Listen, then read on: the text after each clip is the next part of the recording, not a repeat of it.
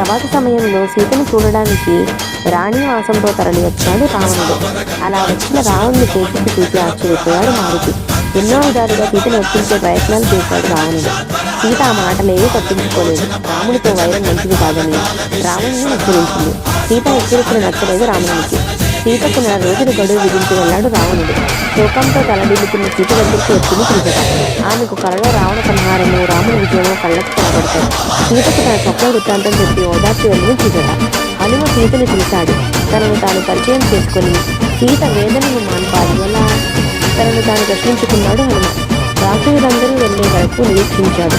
బాధలో ఉన్న సీత తనను విశ్వసించేందుకు రామకథాగానాన్ని ప్రారంభించాడు హనుమ. రామకథాగానాన్ని వినగానే ఆశ్చర్యపోయింది సీత. లంకలో రామకథ గానం ఎవరు చేస్తారు?